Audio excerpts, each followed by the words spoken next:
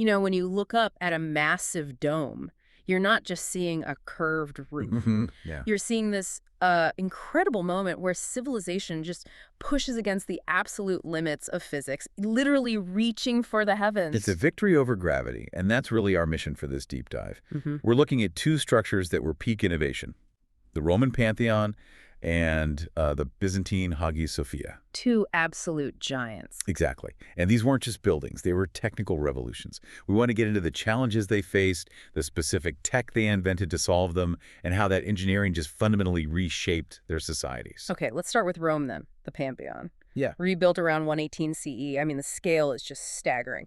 A 43-meter wide dome made of concrete with zero iron reinforcement. Zero. How did it not just collapse? The weight, the outward pressure. No. What was the secret? Well, this is where Roman concrete just shines. But it's not just the concrete itself. It's their mastery of density control. That's the key. Density control. What do you Right. mean? They couldn't make the dome uniformly thin. It would failed.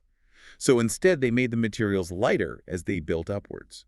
At the base, where the outward thrust is greatest, they used a concrete aggregate with heavy, dense basalt. Right, right. So it's strongest where it needs to be. Precisely.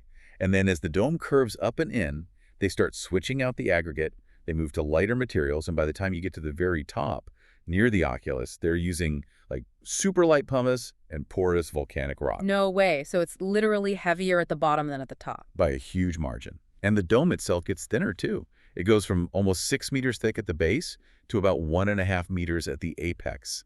That brilliant gradation of weight is what's kept it standing for 2,000 years.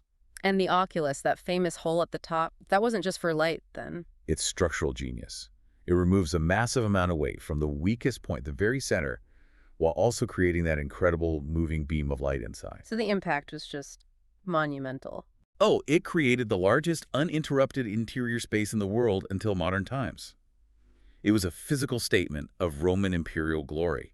It basically wrote the blueprint for grand centralized architecture for centuries. Okay, so if the Pantheon was a masterpiece of material science, let's jump forward a few centuries to Constantinople, the Hagia Sophia. It's a completely different challenge. It was rebuilt after the Nika revolt in 532, and here the problem wasn't just weight, it was geometry, pure geometry. Exactly. The challenge was, how do we put a giant circular dome on top of a massive square building? And, how do we make that space below feel completely open and vast? And the answer was the pendentive. Break that down for us. What is that? So a pendentative is basically a massive curved spherical triangle.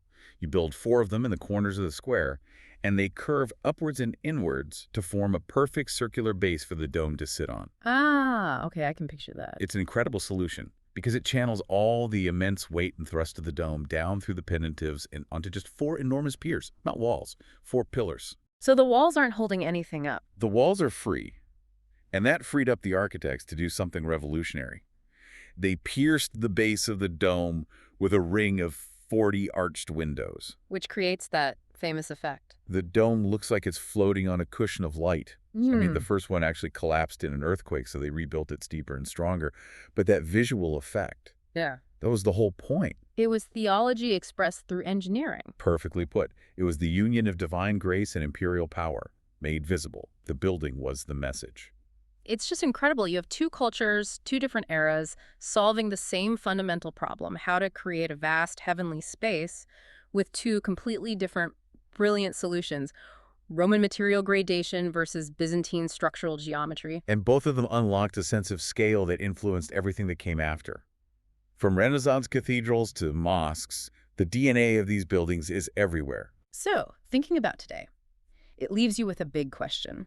We face huge challenges with modern infrastructure, things like sustainable energy or housing.